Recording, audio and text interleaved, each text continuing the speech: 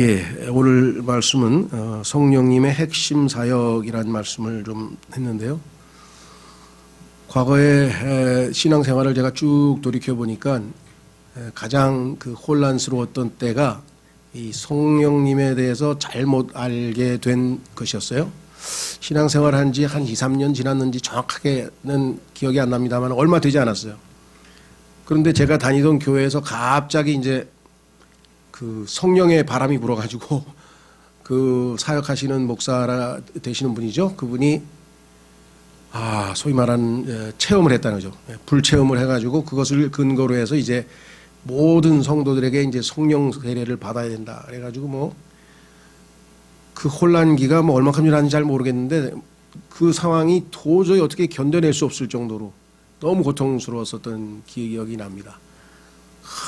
막 북치고 소리 지르고 기도하고 막 뛰어다니고 막 기도원에 가면은 그 은사 집회에서 하는 그런 일들이 예배당에서 계속 일어나니까 그 뭐 도저히 어떻게 견딜 수가 없었어요.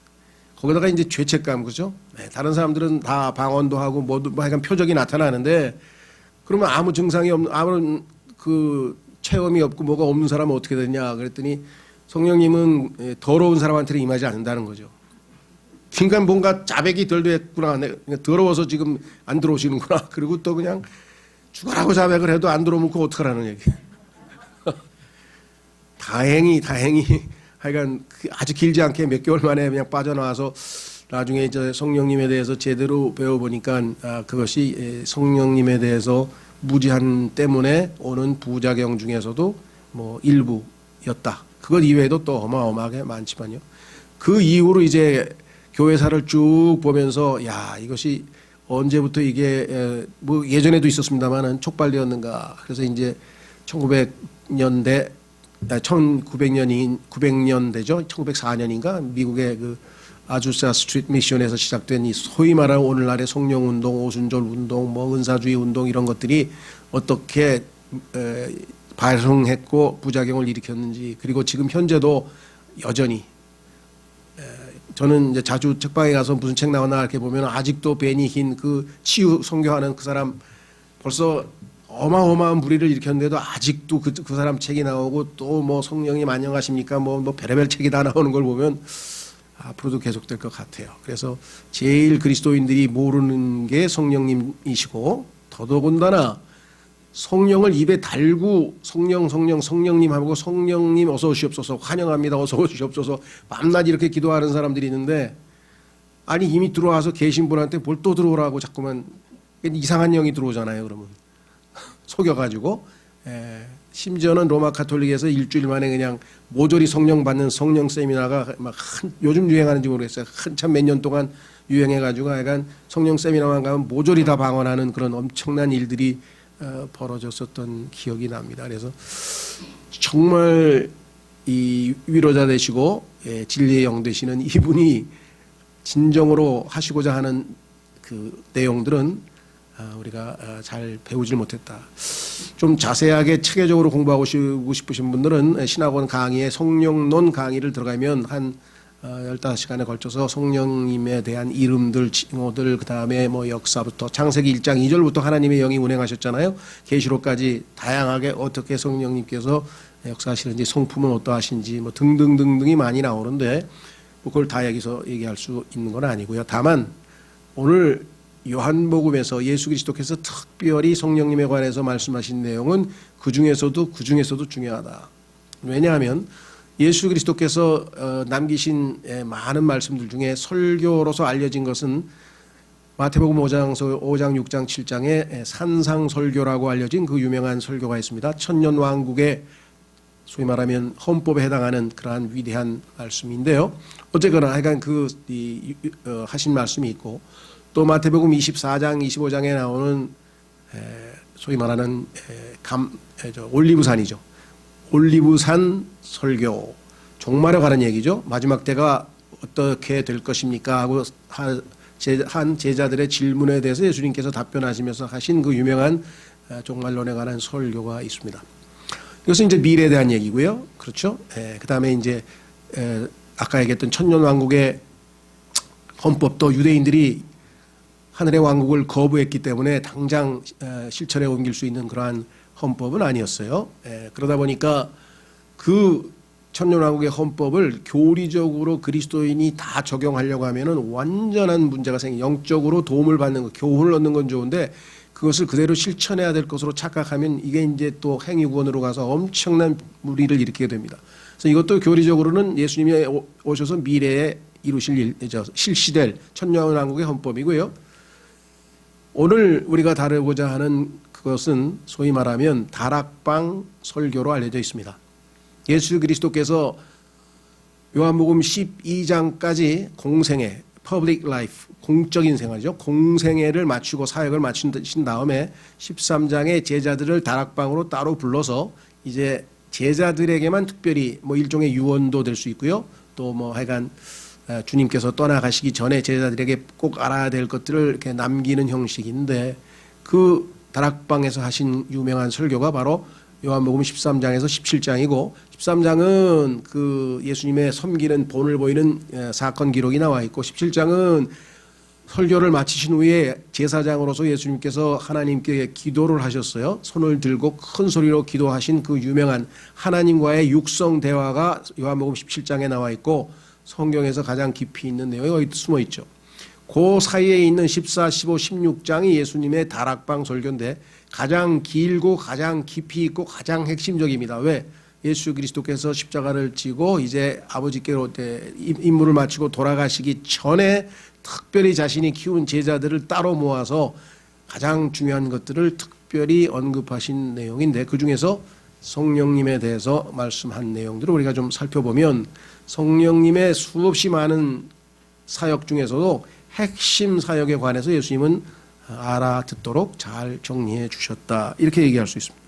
자, 그래서 오늘 저희는 이제 성령님의 핵심 사역이라는 제목으로 하나님 말씀을 전하려고 합니다. 자, 이렇게 제가 기록했습니다.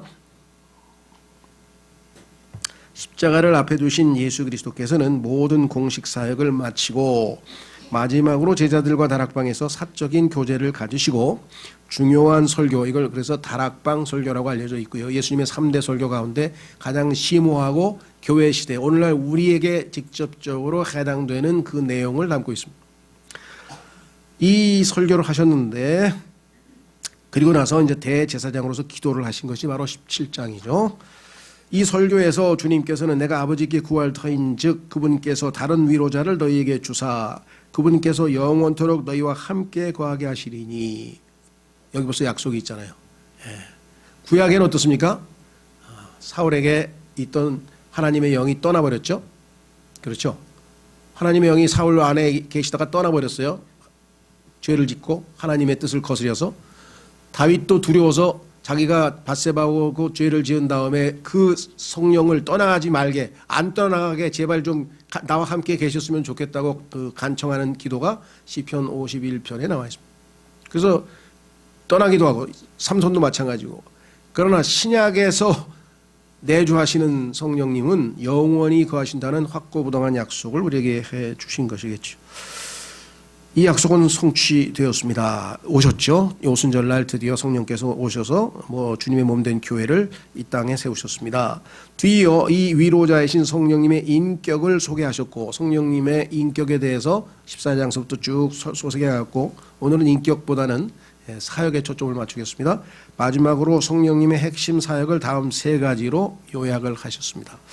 성령님의 사역은 첫 번째는 생각나게 하시는 사역, 기억나게 하시는 사역이 있고 그 다음에 책망하시는, 꾸짖는 또는 찔림을 주시는, 성령님께서 마음에 찔림을 주시면 나 죄인이구나, 예수님 믿어야 되겠다 이런 마음이 생기겠죠. 그래서 이것을 이제 소위 말하면 책망하시는 사역이라고 했고 그 다음에 그 책망을 통해서 예수님을 믿고 구원받은 거듭난 사람들에게는 이제 계시, 하나님을 알려주시는 계시하시는 사역, 이렇게 세 종류로 나누어져 있습니다. 첫 번째는 성령님의 생각나게 하시는 사역이라고 하는 것은 무엇인가 한번 보겠습니다. 우선 첫 번째는 14장 26절을 보시면 요한복음 14장 26절 오늘 본문의 말씀이죠. 오늘 본문의 말씀. 위로자고 성령님께서 내 이름으로 보내실 성령님 그분께서 너희에게 모든 것을 가르치시고 또 가르치시고 내가 너희에게 무엇을 말하였든지 너희가 모든 것을 기억하게 하시리라. 자, 아시다시피 예수 그리스도께서 돌아가신 다음에 그분의 그 태어나면서부터 이 마지막 승천하실 때까지의 기록을 남겨야 될 거 아니에요, 그렇죠? 그것을 하나님께서 인정하신 4개의 복음서, 4복음서가 있죠.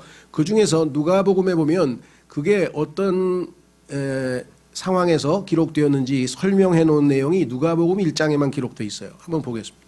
누가복음 1장으로 가면 역시 뭐 의사가 돼서 그런지 아주 이 치밀하게 잘 앞부분에 정리를 해 놓았네요. 누가복음을 자기가 왜 쓰게 되었는가? 누가복음 1장 1절에 보시면 우리 가운데서 우리 중에 뭐 유대인 자기 많이 있겠죠? 우리 가운데서 매우 확실히 믿게 된 그 일들에 관해서 이제 매우 확실이란 말을 썼네요. 자, 처음부터 목격자 되고 말씀의 사역자 된 사람들이 처음부터 다 예수님의 태어나면서부터 다 목격한 그 사람들이 사역자 된 사람들이 우리에게 그것들을 전해준 그대로 그대로 있는 그대로 차례대로 제시해서 밝히 보이려고 손을 댄 사람들이 많으므로 많은 사람들이 그걸 기록으로 남겨서 예수 그리스도가 누구신지를 알리려고 많은 사람들이 손을 댔는데 하나님께서는 인정한 건 딱 4개만 인정했죠. 뭐 시중에 도마복음 뭐 그러면서 이상한 복음들도 나돌아다녀요. 뭐 예수님이 뭐 그 12살까지 뭐 인도에 가서 수행을 했는데 뭐가 어쩌다고 막 이런 책도 나오고 하여간 셀 수도 없이 많은 책들이 나오고 보면 마귀가 예수님을 가만히는 안 두려고 하는 모양인데 어쨌거나 여기에 보면은 누가복음은 누가가 이렇게 썼다고 했습니다. 3절 모든 일을 맨 처음부터 완전히 이해한 나도 완전히 다 이해하고 있다. 예수님의 행적에 대해서 데오빌로 각하 당신에게 차례대로 써서 알리는 것을 좋게 생각하였으니 이것은 각하로 하여금 각하가 이미 설명받은 그 일들이 확실함을 알게 하려 함이라. 그렇죠. 그래서 내가 썼다. 자, 그다음에 사도행전 1장으로 가보겠습니다. 사도행전 1장으로 가면 누가복음의 속편이에요. 속편. 요즘은 소위 말하면 시즌 2. 뭐 요즘에 뭐가 나오면 인기를 얻으면 바로 시즌 2가 나오더라고요. 자, 사도행전이라고 하는 것은 누가가 이어서 기록을 했다라고 자기가 또 이야기를 했습니다. 자, 사도행전에 보면 또 이 얘기가 나와요. 1장. 사도행전 1장에 보면은 이렇게 썼죠. 오 데오빌로요. 아까 데오빌로 나왔죠. 누가가 이제 이야기를 합니다. 예수님께서 행하시고 가르치기 시작하신 모든 일에 관하여 내가 작성한 이전 보고서는 이게 누가복음이죠. 이전 보고서는 내용이 뭐냐? 그분께서 친히 택하신 사도들에게 성령님을 통해 명령들을 주신 뒤에 요거 설교 지금 우리가 있는 다락방 설교도 해당이 되겠죠. 들려 올라가신 날까지의 일을 기록한 것이라. 승천까지만 기록해 놓은 것이고 그분께서 순환을 받으신 뒤에 또한 자신이 살아계심을 절대 확실한 많은 증거들로 그들에게 보여주시고 부활했다는 사실을 많은 증거들로 보여주는데 이것을 절대 확실한 많은 증거들 이렇게 좀 풀었었어요. 근데 이 절대 확실이란 말은 사실은 무오한 오류가 없는 이라는 뜻이에요. infallible이라고 그랬는데 무오하단 말을 카톨릭 교리에 보면 교황 무오류설이라는 게 있어요. 교황은 오류가 없다 뭐 이런 이상한 교리를 만들어 가지고 카톨릭 냄새가 나니까 이분이 막 굉장히 거부감을 일으켜서 이거를 절대 확실이라고 번역을 했어요. 뭐 그 번역에 고추운 이해를 하겠습니다만 하여간 있는 그대로 하면 infallible 오류가 없다 이거지. 100% 99% 아니고 100% 전혀 오류가 없다 이거. 예수님은 부활은 100% 확실하단 말이죠. 그들에게 보여주시고 40일 동안 그들에게 보이시며 하나님의 왕국에 관한 것들을 말씀하시고 이렇게 얘기했습니다. 그러면 이 내용들이 아무리 기억력이 좋은 사람들도 성령님의 특별하신 도우심이 없이 이 성경을 기록할 수 있었겠는가 한번 생각해 보세요. 그렇죠? 그래서 오늘 성령님의 약속이 뭐예요? 내가 말한 거 다 기억나게 해준다 그랬죠. 그러니까 사복음서 기록하던 모든 그 기자들은 뭐예요? 성령님의 약속대로 사복음서에 나와 있는 내용들이 정확하게 토시 하나 안 틀리고 정확하게 다 기억된 것이죠. 약속대로 이루신 거죠. 자, 두 번째는 요한복음 15장으로 가면은 과거에 예수님이 하신 일들의 과거적 역사 기록은 이미 끝났고, 자, 그러면 사도행전 15장, 요한복음 15장에 가면은 26, 27절에 이렇게 또 성령님의 사역에 대해서 말씀을 하셨어요.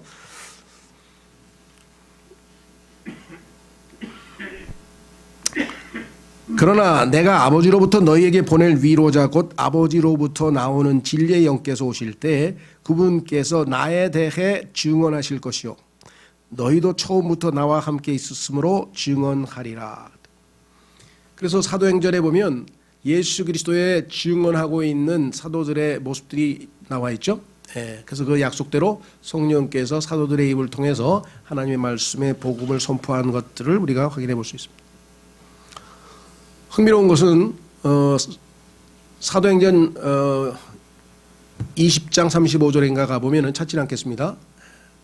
너희는 예수님께서 살아계실 때 받는 것이 아니고 주는 것이 받는 것보다 더 복되도다라고 말씀하신 것을 기억해야 하리라.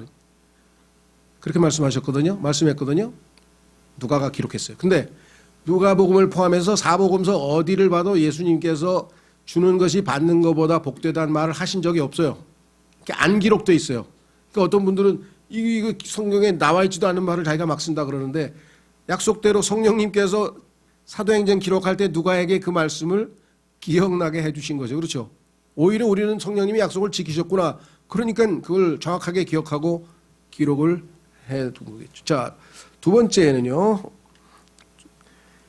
이것은 이제 과거의 성경 기록과 이제 복음 전파에 대한 약속을 성령님께서 지키셨다. 예수님께서 지키셨다 얘기고요. 두 번째는 성령님의 책망하시는 사역으로 가보겠습니다. 16장으로 가보겠습니다. 성령님께서 제자들에게 성령님은 어떤 사역을 하실 거냐. 책망하시는 사역을 하는데 이것은 예수 그리스도를 믿게 하기 위해서. 책망이라고 하는 것은 꾸짖고 야단만 친다는 뜻이 아니라 틀렸다고 야단 친다는 게 아니라 찔림을 준다는 거예요. 아, 나 죄인이구나. 아, 나 잘못했구나. 아, 하고 그죠? 그래서 확신이 생겨서 예수님을 믿게 되는 그런 동기부여를 하는 역할을 하신다는 뜻입니다. 자, 그래서 요한복음 16장 7절부터 보시면 1절부터는 너무 기니까 이렇게 얘기를 했네요. 그럼에도 불구하고 내가 너에게 진실을 말을 하노니 내가 떠나가는 것이 너에게 유익하니라. 내가 떠나가지 아니하면 위로자께서 너에게 오지 아니하시리라. 그러나 내가 떠나면 내가 그분을 너에게 보내리니. 자, 떠나시고 약속대로 오순절날 보내셨어요. 그때부터 예수님의 사역은 즉 하나님의 사역은 폭발적으로 왜 예수님은 육신을 입고 있으셨기 때문에 한순간에 한 지역에 밖에는 있을 수가 없잖아요. 이 땅에서는 제약이 있잖아요. 그런데 성령님께서 오시면 한순간에 70억 명의 사람들에게 동시에 다 역사하실 수 있어요. 어마어마하게 차이가 나죠. 그렇죠?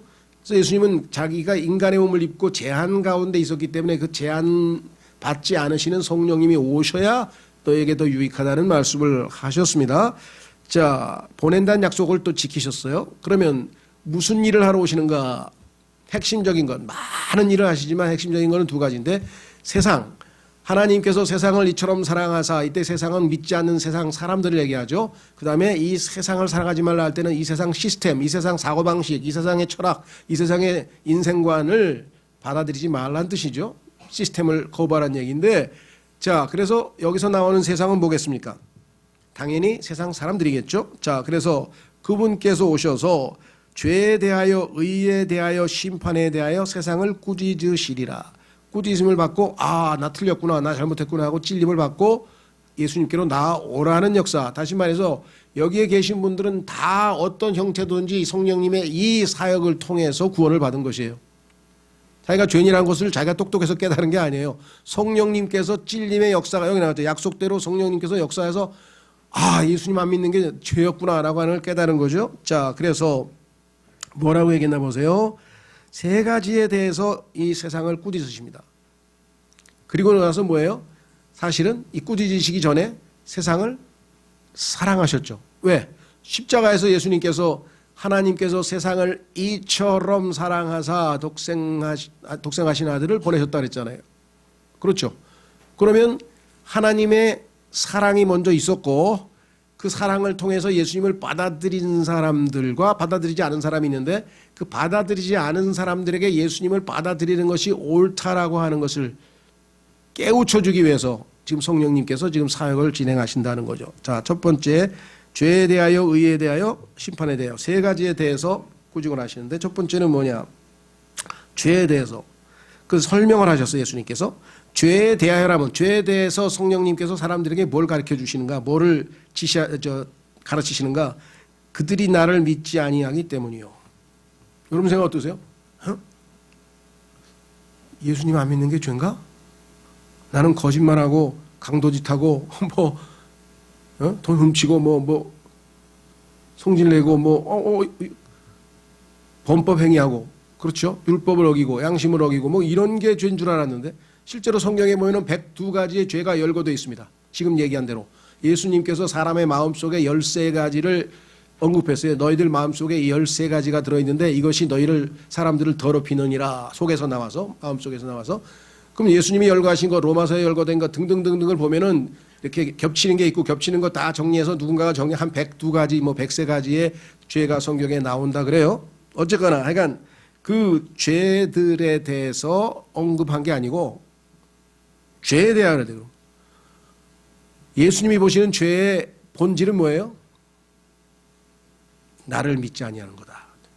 예수님을 믿지 않는 게 죄라는 것을 이 세상들이 인간의 이성으로 어떻게 깨닫습니까? 도둑질하는 게 죄라는 건 인간이 깨달을 수 있어. 그래, 남의 거 훔쳤으니까 잘못했지. 그렇죠. 성경에 따르면 하나님께서는 인간의 모든 죄들을 다 예수 그리스도 위에 짊어지게 하셔서 예수님께서 그 죄의 짐을 지시고 십자가에서 다 그 죄값을 다 치르셨습니다. 그리고 그것으로 인해서 하나님의 사랑을 확증했다고 로마서 5장 8절에 얘기했습니다. 그렇죠. 그런데 아들을 희생하면서까지 하나님께서 주시고자 하는 이 사랑, 이것을 데살로니가 후서에서는 진리의 사랑이라고 했습니다. 이 하나님의 진리의 사랑을, 이 하나님의 말씀을 거부했다. 그러면 하나님을 거짓말장이로 만드는 거라고 요한 1서의 5장에 말씀을 했어요. 하나님이 말씀하신 거를 안 믿어. 그러면 하나님이 거짓말장이란 말이냐. 하나님을 거짓말장이로 만들고 하나님의 사랑을 거부하고 하나님께서 아들까지 희생하셔서 제공하신 그 생명을, 그 은혜를 거부하고 이것이 본질적으로는 죄라는 거죠. 왜? 나머지 모든 죄들은 예수님께서 십자가에서 다 담당하셨잖아요. 그래서 우리가 죄라고 하면은 내가 한 일, 저지른 일, 아까도 얘기했지만 요즘 얘기하는 도둑질이 됐든 거짓말이 됐든 아니면 남을 폭행을 했든 이런 죄들을 떠올리는데 성경에서 말씀하시는 죄는 하지 않은 죄예요. 저지른 죄가 아니라 한 죄가 아니라 이걸 영어로는 commission이라고 그러는데 commit a suicide, 자살을 했다. commit, 뭔가 내가 능동적으로 저지른 일이에요. 그 죄들은 다 예수님께서 십자가에서 다 해결해 놓으셨어요. 근데 지옥에 가는 이유는 딱 하나야. 한 가지를 해야 되는데 안 해. 이걸 오미션이라고 해요. 빠뜨려. 뭘 빠뜨려요? 안 믿어. 해야 되는데 안 해. 그게 뭐예요? 믿어야 되는데 안 믿어. 예수님을. 이해가 되세요? 내가 한 죄에 대해서 하나님이 죄를 묻질 않아요. 왜? 십자가에서 예수님이 다 도말하셨기 때문에. 그런데 그 예수 그리스도를 거부하면, 안 믿으면, 그래서 예수님께서 뭐예요? 죄? 성령님께서 너희가 죄인이라는 것을 어떻게 깨닫게 해줄 것이냐? 나를 믿지 아니하는 것, 예수 그리스도를 거부하는 것, 하나님의 사랑을 거부하는 것, 그것이 죄라고 하는 사실을 깨닫게 해줄 것이다. 그렇죠. 우리가 죄인인 걸 깨닫는 순간 뭐예요? 내가 이렇게 나를 사랑하셔서 자신을 내어주신 하나님의 사랑을 거부하고 예수 그리스도를 계속해서 밀쳐냈다니 이 얼마나 큰 죄인가. 예수님을 믿어야 되겠다. 이렇게 우리가 마음을 정하는 거 아니겠어요? 자, 그래서 우리는 하지 않은 죄, 이것이 지옥으로 가는 죄라. 두 번째, 의에 대하여라면, 의에 대해서는 뭐라고 성령님께서 이 세상에 있는 사람들에게 깨우쳐 주시느냐 이렇게 되어 있네요. 내가 아버지께로 가므로 너희가 더 이상 나를 보지 못하기 때문이요. 이건 또 무슨 소린가? 대부분의 사람들이 이 말씀이 무슨 소리라는 거야. 첫 번째 거는 그래서 설명을 들어보니까 맞는 것 같아. 두 번째는 뭐예요? 이 땅에 그 어떤 죄인도 하나님 앞에 설 수가 없어요. 하나님은 거룩하시고 의로우신 분이기 때문에 죄가 조금이라고 있다면 그 누구도 하나님 앞에 설 수 있는 존재는 없습니다. 아무도 못 가요. 그런데 예수 그리스도는 인류의 모든 죄를 짊어지고 십자가를 지고 가셨죠. 예, 그래서 죄를 모두 지옥에 내려놓으셨죠. 그래서 히브리서에 보면은 두 번째 오실 때에는 without sin, 죄 없이 다시 오시리라. 예수님이 두 번째 오실 때는 죄 없이 오시는 거예요. 죄와 상관없이. 그렇죠. 죄를 다 내려놨으니까. 자, 그래서 죄 없으신 예수님은 부활하신 다음에 뭐예요? 떳떳하게 넉넉하게 하나님 앞에 딱 가셔서 서실 수 있다 이거예요. 그러니까 전 세계에서 하나님이 인정하는 righteous, 의인은 예수님 한 분뿐이라 이 말이에요. 그러니까 이 예수님을 내 안에 소유해야만 하늘나라로 가는 거예요. 예수님이 없으면 하나님 앞에 의롭다함을 인정을 받을 수가 없는 거예요. 다른 무슨 수를 써도 소용없다. 욥처럼 의롭게 살고 다니엘처럼 노아처럼 의롭게 살아도 그것은 구약에 있는 율법적 차원에서 봤을 때 그래 그 정도면 의인이라고 쳐주지 하고 하나님께서 구약적 관점에서 인정해 준 세 사람이 있지만 그 세 사람도 하나님 보시기에 정말 속마음은 어떻겠어요? 그러나 하나님께서 하여간 겉으로라도 그러나 신약에 와서는 하나님께서 뭐라고 말씀하셨어요? 의인은 없나니 단 한 사람도 없도다. 온 우주에 단 한 사람도 없도다. 내 아들 예수 그리스도를 빼고는. 그래서 예수님은 떳떳하게 아버지께로 간 거예요. 하늘나라로. 그 누구도 아버지께 떳떳하게 하늘나라로 갈 수 있는 사람이 없어요. 그래서 예수님께서는 뭐예요? 내가 곧 길이요 진리요 생명이니 누구든지 나로 말미암지 아니하고는 아버지께로 올 자가 없다. 예수님을 소유하고 있는 사람은 하나님께서 뭐예요? 의롭다고 받아주시는 거예요. 칭의. 하나님이 의롭다고 선포하는 것은 믿음으로만 예수님을 receive 받아들이는 자, 곧 그분의 이름을 믿는 자를 하나님의 아들이 되는 권능을 주셨다. 이렇게 얘기를 했죠. 자, 그래서 우리는 의에 대하여라는 것이 그런 뜻이구나. 성경에 보니까요. 예수 그리스도께서 부활하신 것에 대해서 사도행전 찾진 않겠습니다. 사도행전 17장 31절에 보면요. 온 우주의 심판자, 마지막으로 최후의 심판자로 하나님이 세우신 분이 예수님인데 이유가 뭐냐? 부활하셨기 때문에. 죄가 없기 때문에. 죄가 없으시고 부활하신 그분을 하나님께서 심판자로 세우시는 것이 지극히 마땅하도다. 그렇잖아요. 죄 있는 사람이 죄 있는 사람을 뭐 어떻게 심판합니까? 죄가 없는 분이 심판을 해야 되니까 의로우신 예수님이 심판자가 되는 것은 너무나 당연하다고 성경에 써 있습니다. 그렇죠?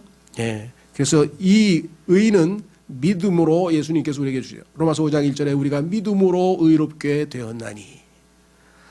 세 번째, 심판에 대하여라 함은 이렇게 얘기를 했네요. 심판에 대하여라 함은 이 세상의 통치자가 심판을 받았기 때문이라. 이건 또 무슨 소리인가? 자, 심판이라고 하는 것은 하나님께서 보시는 관점은 이 세상의 통치자, 즉 하나님을 반역했던 그 자가 창세기 3장에서 이브를 유혹을 해서 죄를 짓게 만들었죠. 그리고 그로 인해서 죄가 이제 사람 안에 이 세상에 들어오게 됐고 그 죄의 지배를 받는 모든 사람들이 언젠가 죄를 지었죠. 모든 사람이 죄를 지었으므로 하나님의 영광에 이르지 못하더니라고 성경에 기록되어 있죠. 예. 그래서 그 원흉, 그 죄를 짓게 한 그 당사자, 그 마귀를 자 예수님께서 이 마귀가 요구하는 그 상, 율법의 요구를 들어주셔서 십자가에서 예수님이 대신 죽으셨죠. 그래서 이제 그 원흉이 되는 원인 제공자인 이 마귀를 예수님께서 하나님께서 십자가에서 심판하셨다라고 성경에 기록했습니다. 여기 심판에 대하여라면 이 세상의 통치자가 심판을 받았기 때문이라고 성경에 기록되어져 있네요. 자, 문제는 여러분 생각에는 어떻습니까? 많은 분들이 이 구절을 오해를 하게 되는데, 자, 마귀가 심판을 받았어. 이 세상의 신이 심판을 받았어. 그러면 이제 마귀가 어떻게 되는 거예요? 심판받았는데 나를 어떻게 유혹을 하고 나를 어떻게 시험을 하고 나를 어떻게 괴롭히고 나를 어떻게 이상하다. 그래서 은사주의자들 중에는 마귀는 이미 심판받았다. 마귀는 이미 끝났다. 그렇기 때문에 거듭나고 하나님의 자녀가 되고 성령 충만한 사람은 마귀가 절대로 손을 못 댄다. 뭐 등등등등 이렇게 갖다 붙이는 이상한 교리를 만드는데요. 자, 한번 확인해 보겠습니다. 오해하지 마시고요. 로마서로 가면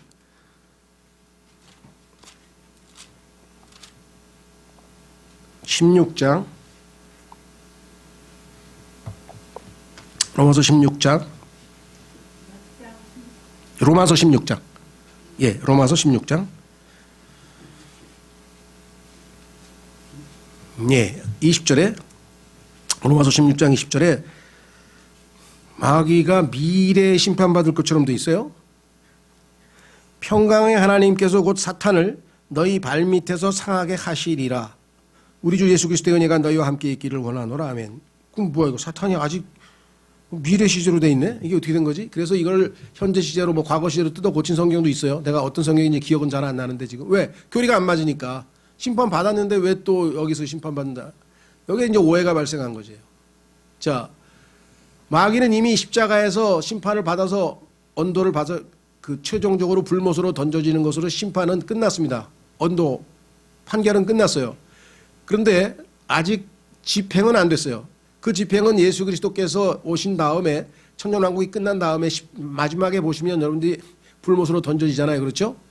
그래서 마귀에 대한 심판의 판결은 끝났지만 아직 집행이 되지 않았어요. 그래서 우는 사자처럼 지금 마귀가 뭐예요? 삼킬 자들을 찾으러 다닌다 그랬고 여전히 지금 마귀가 많은 사람들을 미혹시키고 많은 사람들을 괴롭히죠. 과거처럼 뭐 이 마귀들 그런 악한 영들을 통해서 무슨 무덤에서 뭐 밧줄로 묶어놓은 것을 뿔고 뭐 행동을 하고 뭐 거품을 품고 막 이상한 그런 우리가 목격하는 사과음소에 나온 그런 이상한 짓 이런 것들을 오늘날 그렇게 하진 않아요. 왜냐하면 이미 십자가에서 이미 처형을 받았기 때문에 지금의 마귀의 특징은 미혹이라고 성경에 나와 있습니다. 속이는 거예요. 그래서 예수님께서 속지 말라 말씀하셨고 미혹하는 자, 속이는 자, 시험하는 자. 그래서 그런 식으로 전략을 바꾼 거죠. 그래서 오늘날의 그런 현상들에 대해서는 그렇게 눈에 띄질 않죠. 자, 중요한 거는 뭐냐. 예수 그리스도를 거부한 자들은 자동적으로 다 뭐예요? 마귀에 소속이 돼서 마귀가 가는 길로 가게 됩니다. 그러니까 마귀가 심판을 받았기 때문에 다 그들도 뭐예요? 최후의 목적지가 마지막 목적지가 불못이 되는 겁니다. 그래서 예수님께서는 나와 함께 하늘나라로 가든지 마귀와 함께 불못으로 가든지 둘 중에 하나로 우리의 운명이 결정될 것을 성경에서 분명하게 말씀을 하셨죠. 자, 그래서 이 세 가지에 대해서 성령님의 역사를 통해서 찔림이 오고 깨달음이 오잖아요. 그럼 뭐예요?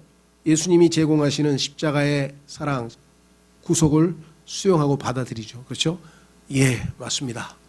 제가 예수님을 믿지 않은 죄인입니다. 저는 의인이 아니기 때문에 아버지께로 갈 수 없습니다. 저는 예수님을 믿고 하늘나라로 가지 못하면 마귀와 함께 영원토록 불못에서 영원한 고통의 장소에서 보내게 될 것입니다. 나를 위해서 십자가에서 구속을 이루어 주신 예수님 감사합니다 하고 예수님을 받아들이겠죠. 영접하겠죠. 그렇게 해서 그 순간 뭐예요? 성경에 보니까 하나님의 아들들이 된다. 권능. 그게 뭐예요? 다시 태어나는 거죠. 성령에 의해서 다시 태어났어요. 그래서 하나님의 자녀가 됐어요. 그래서 이제 성령 안에 거하게 됐어요. 그렇게 되면 성령님께서 내 안에 내주하시고 우리가 또 성령 안에 거하고 그렇게 되면 어떻게 되는가? 이제 성령께서 우리에게 두 번째 사역, 이것을 계시의 사역이라고 합니다. 자, 세 번째 마지막으로 가면 거기 써 있죠. 성령님의 계시하시는 사역. 이게 이제 우리 그리스도인에게서는 가장 중요한 거죠. 이것을 통해서 우리가 하나님의 말씀을 읽을 때 맞구나. 이거네. 하고 깨달음이 오고 그 깨달음 때 뭐예요? 엠마오로 가던 제자들이 마음이 타올랐잖아요. 그렇죠? 여러분들 성경 말씀이 깨달아져서 이거였구나 그런데 냉랭한 거는 뭐 어떻게 된 거예요? 이게? 기쁨이 넘칠 거 아니야. 이게 이런 뜻이었네. 야, 이게 나 아니었어? 야, 마귀가 하면서 뭔가 하나님의 말씀이 비교해서 성령님께서 어떻게 해요? 모든 진리 가운데로 인도하셔서 진리를 알게 되면 진리가 너희를 자유케 하리라. 모든 근심, 걱정, 두려움, 미움, 악한 생각, 망상, 억측으로부터 싹 해방되어서 진리가 너희를 자유케 하리라. 진정한 자유인으로서의 삶을 살게 되고, 그렇죠? 그래서 갈라디아서 전체 주제가 그리스도인의 자유. 진정한 자유가 무엇이냐? 자, 요한복음 16장으로 가시면 이제 11절서부터 12절서부터 15절까지. 내가 아직 너희에게 말할 것이 많으나 지금은 너희가 그것들을 감당하지 못하리라. 그렇죠. 지금 영적으로 아직 아무것도 모르는 이 사람들에게 예수님께서 알려주실 것을 어떻게 한꺼번에 다 알려주시겠어요. 그렇죠. 그래서 차근차근 거기에 맞게끔. 그렇죠. 우리 교육도 다 정해져 있잖아요. 레벨이 다 정해져 있잖아요. 모든 것에. 그죠? IT도 뭐 1급, 4급, 3급, 2급, 1급 뭐 이렇게 올라가면서 모든 것이 다 차근. 그래서 지금은 다 알려줘봐야 부담만 되고 힘들고 더 혼란만 가중되니까 지금은 안 돼. 그래서 어떻게 해요? 성령님을 나중에 보낼 테니까 그분에게 차근차근 배워라. 그 기름 부음이 너희 안에 있어. 그 기름 부음께서 너희를 차근차근 가르쳐 주실 것이다. 13절 그러나 그분 곧 진리의 영께서 오시면 너희를 모든 진리 가운데로 인도하시니 이게 계시의 사역이에요. 이게 그리스도인에게 있어서 제일 중요한 사역이에요. 그냥 뭐 불이 번쩍번쩍하고 가슴이 뜨겁고 막 타오르고 막 전기불이 보이고 뭐 이런 거에 신경 쓰지 마시고요. 예. 중요한 건 뭐예요? 하나님의 말씀을 읽었는데 맹숭맹숭 이게 뭐지? 이게 뭔 소리야? 이게 뭔 소리야? 이렇게 되는 거하고 아 이거였네. 오 하고 막 탄성이 나오면서 한 글자 한 글자를 읽으면서 아 타오르는 태양. 아 난 아침에 그냥 태양을 보면서 야 새해가 솟았구나 하고 막 그렇게 옛날에 그거 보러 막 그냥 어디 정동진을 갔나 어딜 갔나 야 그게 예수 그리스도의 재림하시는 분 예수님의 모습이구나. 핏빛으로 이 땅에 오셔서 모든 악한 자들을 다 심판하셔서 그 피가 말고피까지 차오르고 그리고 이제 드디어 예수님께서 이 땅을 정복하시고 왕으로 앉으셔서 와 마태복음에서 양과 염소를 심판을 하시고 와 태양을 보면서 성경적으로 감탄을 해야지 세상적으로 오 태양이 떠올 때도 야 낙조 낭만적이네. 그게 아니고 뭐예요? 예수 그리스도께서 피를 흘리시면서 죽고 가셨구나. 하나님께서 예수 그리스도의 피 흘리신 그 죽으심을 잊지 말라고 우리에게 매번 그렇게 태양이 빨갛게 핏빛으로 지는 모습을 우리에게 보여주셨구나. 뭐 이것뿐이겠습니까? 눈에 보이는 모든 것들. 욥기에 보면요. 짐승에게 물어보래요. 많은 거를 가르쳐 줄 테니까 짐승에게 물어보라고. 땅에게 이 지질학 땅에 대해서 한번 물어보요. 땅에게 물어보라고. 자, 그래서 성경에 보면 모든 진리, 성경에 나와 있지 않은 진리도 포함해서 왜? 성경에는 구체적으로 나와 있지 않지만 성경을 근거로 해서 그렇죠? 예. 빛의 길이 어디 있는지 네가 아느냐? 그 욥기에서 물어봤는데 빛에 무슨 길이 있나? 왜? 과학자들은 빛의 입자설만 주장을 했거든. 빛의 입자설. 근데 입자인데 어떻게 길이 있어? 나중에 한참 나중에 가보니까 아, 빛이 파동이네. 그럼 파동에는 길이 있잖아. 아 그럼 우리 전화기 만들어도 되겠네. 이 빛이 가면서 길을 연결해가지고 커뮤니케이션 소통이 될 거 아니겠어요. 모든 게 다 성경에서 나왔기 때문에 모든 진리가 다 성경에 있어요. 수학적 진리가 됐든 무슨 과학적 진리가 됐든 뭐 낭만적 진리가 됐든 아니면 무슨 진리가 됐든 진리는 다 성경에 있어요. 왜? 예수님이 내가 곧 진리라 그랬잖아요. 그 진리를 하나님의 말씀 속에서 우리에게 아버지의 말씀은 곧 진리라 그랬잖아요. 그래서 진리의 영이 오셨잖아요. 그래서 우리를 진리를 가르치잖아요. 그래서 우리를 완전히 모든 죄들로부터 자유뿐만 아니라 전통으로부터 사상으로부터 속박으로부터 이데올로기로부터 모든 것으로부터 완전히 자유케 하시고 진리를 알지니 진리가 너희를 자유케 하리라. 이렇게 말씀하셨죠. 그래서 모든 질간으로 인도하시는 이 계시의 사역은요. 우리 그리스도인들이 정말로 매일매일 체험할 수 있는 그러한 사역이라는 것을 우리가 기억을 하셔야 되겠죠. 자, 고린도전서 2장으로 가보겠습니다. 고린도전서 2장. 요 이제 이 진리의 사역의 계시의 사역에 대해서도요. 또 오해가 발생해요. 어디서 발생하느냐? 요한일서에 보니 2장에 보니 하나님께서 모든 성도들에게 기름 부음을 주셨대. 기름 부음. 각자에게 다 기름 부음이 있어서 누가 따로 가르쳐 줄 필요가 없어. 각자 안에 계신 기름 부음이 우리를 다 가르쳐 주시기 때문에 거기서 이제 논리가 어떻게 하냐. 뭐하러 성경 배워? 내가 읽으면 되지. 맞는 말이죠. 본인이 읽어야죠. 네. 뭐하러 성경 배우냐고. 그래서 성경 교회 안 가는 사람이 있어요. 왜?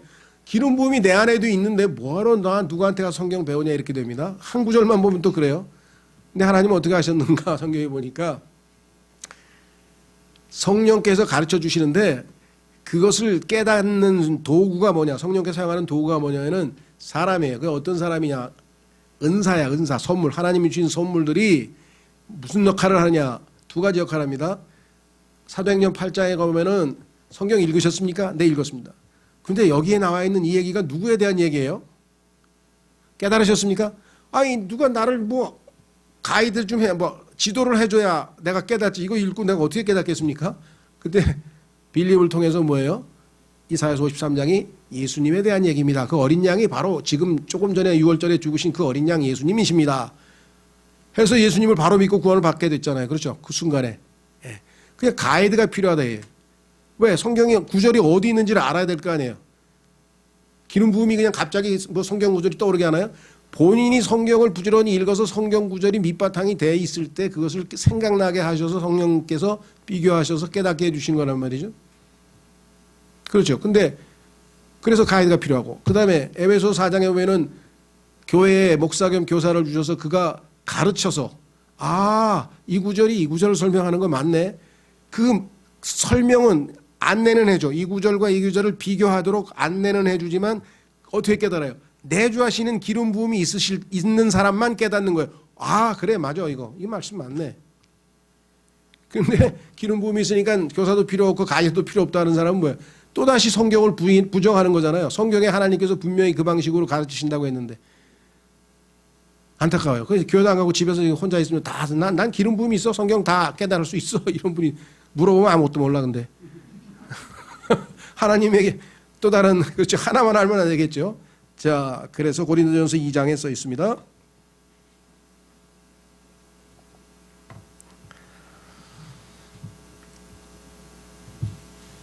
예, 9절.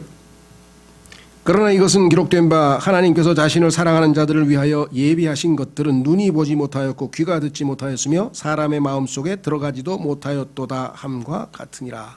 그러니까 전적으로 인간은 무기력, 진리에 관한 한 무기력하다 이렇게 되겠죠. 그러니까 철학자들은 아니다. 인간은 태어나면서부터 본래적으로 진리를 안고 있다. 품고 있다. 그래서 그것을 바깥으로 이렇게 내보내면 된다. 옥동자가 엄마 뱃속에 있다가 바깥으로 나오듯이, 그래서 철학자들은 우리는 삼파다. 삼파. 아기를 나오게 하는. 그래서 소크라테스의 철학 방법론을 삼파술이라고 해요. 삼파술. 대화를 하다 보면 인간 안에 있는 진리가 쏙 바깥으로 튀어나온대요. 백날 해보세요. 나오나 잡담이나 하지. 얼마나 어리석어요. 세상 사람들은 마귀가 인간에게 자존감을 높이기 위해서 인간 안에는 진리가 있어. 그래서 철학자들이 조금만 도와주면 애기 때문에 산파가 애기 나오게 도와주시지, 얼마든지 진리를 깨달을 수 있지. 예, 근데 결국은 진리를 깨닫지 못하고 거짓을 믿게 되는 것이죠. 그래서 성경은 뭐예요? 하나님이 예비하신 그 진리는 눈이 본 적이 없어요. 인간의 눈은. 귀도 들은 적도 없어. 사람의 마음속에는 들어가지도 않아. 없어. 텅 비었어. 인간의 마음속에 뭐가 있어요? 13가지 죄가 있다고 예수님이 말씀하셨잖아요. 거기에 뭔 진리가 들어있겠어요? 자, 그럼 어떻게 해요? 하나님께서 성령을 주셨다 이게. 우리로 하여금 깨닫게 하기 위해서. 10절. 그러나 하나님께서 자신의 영으로 우리에게 그것들을 계시하셨나니. 하나님의 영이 없이는 결코 계시받지 못한다. 성령께서는 참으로 모든 것 즉 하나님의 깊은 것들을 살피시느니라. 하나님의 마음속에 있는 그 깊은 것들도 성령님은 다 살피신다 이거. 그래서 유명한 책이 하나 있어요. 하나님의 깊은 것들이라는 제목의 책이 있어요. Deep Things of God. 자, 그래서 뭐라고 했냐? 사람의 것들을 사람의 속에 있는 사람의 영 외에 누가 알리요? 어느 누가 알리요? 얼마나 이해가 쉬워요. 그렇죠? 여러분 속마음을 누가 아는 사람 있습니까? 없어요. 본인밖에 없어. 한 분 더 계시죠. 하나님이 옆에 나도 알아. 그러니까 나한테 얘기해봐. 얘기를 죽어라고 안 해 또. 그리고 혼자 끙끙 앓다가 아이 괴로워 죽자 그러고 막 죽고. 이와 같이 하나님의 것들도 하나님의 영 외에는 아무도 알지 못하느니라. 하나님의 것들을 알려면 성령님의 도움을 받아야 돼요. 그래서 계시의 영을 주신 거예요. 이제 우리가 세상의 영을 받지 아니하고 하나님으로부터 난 영을 받았으니, 다 받았어요. 근데 또 받으러 다니지 마시고, 이것은 우리가 하나님께서 우리에게 값없이 주신 것들을 알게 하려 합니다. 하나님이 주신 값없이 주신 축복, 하나님이 주신 선물, 하나님의 진리, 하나님에 대한 모든 정보, 이 어마어마한 것들을 다 거저 알려주시기 위해서 우리 안에 보내셨잖아요. 여기에 또 한 가지 문제가 있어. 이제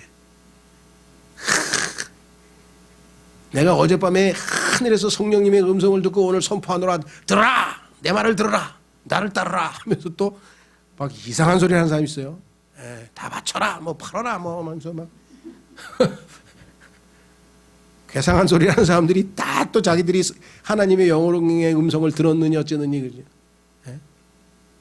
그래가지고 그 막 기도원 차려가지고 이제 사업하고 돈 벌고 막 이런 사람들이 숱해요. 다 가보세요. 다 하나님의 음성을 들었대. 성령님의 음성을 들었대. 성령님은 아니고 악한 영에 속은 거죠. 어떻게 할 수 있냐? 13절. 또한 우리가 그것들을 말하되 하나님이 주신 값없이 주신 것들은 성령님께서 가르치는 방법은 딱 정해져 있어요. 여기 써 있잖아요. 사람의 지혜가 가르치는 말로 하지 아니하고 그 사람들은 사람의 자기 지혜로 가르쳤지만 성령님께서 가르치는 말로 하나니 성령님께서 가르치는 말인지 아닌지 설교단에서 여기 강단에서 하나님의 말씀을 선포할 때 그게 하나님이 가르치시는 건지 성령님이 가르치시는 건지 아니면 가짜로 잘못된 거짓말이 나오는지는 우리가 분별할 수 있다 이 말이에요. 어떻게 여기 써 있죠? 곧 영적인 것들은 영적인 것으로 비교하느니라. 예수님이 말씀하셨어요. 요한복음 6장 63절에 내가 너희에게 이른 것들이 곧 영이요 생명이라. 이 하나님의 말씀 영이요 생명인 말씀을 비교해서 진리가 자동적으로 바깥에 딱 나타나게 되는 거예요. 그러니까 하나님의 말씀을 비교해서 딱 보여주지 않고 딱 책도 없고 이상한 소리 하면 그건 믿을 필요가 없어요. 아예 쳐다볼 필요가 없어요. 그건 성령님의 방법론이 아니에요. 성령님께서는 반드시 진리의 말씀을 여기 써 있잖아요. 쉽게 비교한다 그랬잖아요. 비교하고 그 방법을 통해서 우리에게 지혜의 영을 주신다. 자, 마지막으로 앞으로 일어날 일들을 계시하심. 이것은 뭐 성령님께서 특히 요한계시록을 기록할 때 온전히 마무리가 어떻게 되는지. 그렇죠? 네. 나는 내 인생은 나그네 길인데 똑같은 나그네 길인데 목적지를 알아. 내가 도착할 곳을 알고 가는 사람을 성경에서 나그네 중에서 순례자라 그래요. 순례자. 목적지를 아니까 거기 도착할 걸 아니까 꾸준히 갈 수 있죠. 목적지를 몰라. 어디로 가는지를 몰라. 당연하죠. 어디서 태어나니 어디서 왔는지도 모르는데 인생은 나그네 길 어디서 와서 어디로 가는가 몰라. 그렇죠? 이런 사람들이 이 땅에 살고 있다 이거예요. 그래서 하나님께서 뭐야? 너 이거 어디서 왔냐? 하나님께서 신묘막측하게 창조했다고 시편 139편에 써놨어요. 하나님의 형상대로 창조했다 그랬어요. 아담의 본성을 물려받아서 죄성이 있으니까 그 죄로부터 해방받기 위해서는 믿음으로 의롭게 돼야 된다고. 그래서 내 아들이 너를 위해서 죽었다고 다 써놨어요. 그렇죠? 예. 그런데 그 사람에게 너희가 이제 의롭게 되었기 때문에 의로우신 부활하신 예수님이 셋째 하늘의 아버지 앞에 너희를 위하여 중보하기 위해서 가 계신데 너희가 이 세상을 떠날 때에는 바로 그곳에 도착하느니라. 그 성경에 써놨어요. 그러면 순례자잖아요. 그렇죠? 예. 그러니까 이 소망이 확실하게 우리 꿈은 이루어져요. 우리의 소망은 이루어진다. 이 소망이 이루어질 것을 알기 때문에 이 땅에서 때로 정말 견디기 힘들고 너무너무 고통스럽고 수치스럽고 뭐 괴롭고 떠나고 싶고 하더라도 무슨 이유가 있으니까 하나님께서 아직 티켓을 안 줘. 티켓을 줘야 비행기를 타지. 보딩 패스가 있어야 될 거 아니에요. 디파처는 확실해. 이게 출국은 확실한데 아직 이 보딩 패스가 없는 사람은 못 가는 거예요. 하나님께서 성령 천사를 보내서 손을 잡아야 혼이 떠나는 거지 마음대로 떠나나요? 예. 그러나 분명하게 우리는 목적지를 알고 있다 이 말이에요. 그 이뿐입니까? 궁금한 거 많잖아요. 나중에 이 타락한 이 기후 환경으로 다 썩어버린 이 지구가 이거 어떻게 되는 거야? 하나님께서 다 불태워가지고 다 멸균 소독해가지고 깨끗하게 새 하늘과 새 땅으로 만들어서 바이러스 한 마리 없는 세상으로 만들어놨지. 나중에. 그러잖아요. 그죠? 예. 먼지 하나 없어. 그냥 바닥에 투명한 황금길로 된데 서 사는데 뭐가 있겠어요? 이게 다 하나님의 약속이니까 믿어지죠. 성경에 써 있으니까 믿어지지 다른 데서 쓰면 이걸 믿겠습니까? 다른 사람들은 우리가 믿는 걸 보고 미쳤다 그러지만요. 우리는 안 믿는 게 미친 거지. 안 믿는 게 미친 거지. 사도 바울이 미쳤다. 성경에 보니까 옛날에 돈키호테도 너 책을 너무 많이 읽다가 미쳤구나. 예, 똑똑한 사람 다 미치는 거죠. 그죠? 예수님 내가 미쳤어도 너희 때문에 미쳤다 그랬어요. 사도 바울이. 그래서 오늘 말씀을 통해서 성령님을 그냥 보내 예수님께서 왜 마지막 다락방의 마지막 고별사로 이 중요한 순간에 성령님에 대해서 이렇게 강조하셨을까? 이 계시하시는 사역, 그렇죠? 그래서 여러분과 저는 어떻게 됩니까? 성령님께서 나를 통해서 의에 대하여, 그렇죠? 세상에 대하여, 죄에 대하여, 의에 대하여, 심판에 대하여 세상 사람들을 찔림받도록 내가 입술을 열어서 복음을 전해서 그 사람들로 하여금 성령의 역사를 통해서 눈을 뜨게 하는 게 우리가 도구로 그리스도의 대사로 쓰임을 받는 거잖아요. 그 세 가지에 대해서 얘기하는 거예요. 죄에 대하여, 의에 대하여, 심판에 대하여. 그렇죠. 그리고 매일매일 진리 가운데로 인도하시는 성령님과 동행하면서 진리를 알아가는 기쁨 가운데 진정한 자유인으로 살라 이 말이에요. 그 모든 것으로부터 완전한 자유함을 누릴 때 그 즐거움과 상쾌함과 그걸 누리면서 이 땅에서 살아가라는 거예요.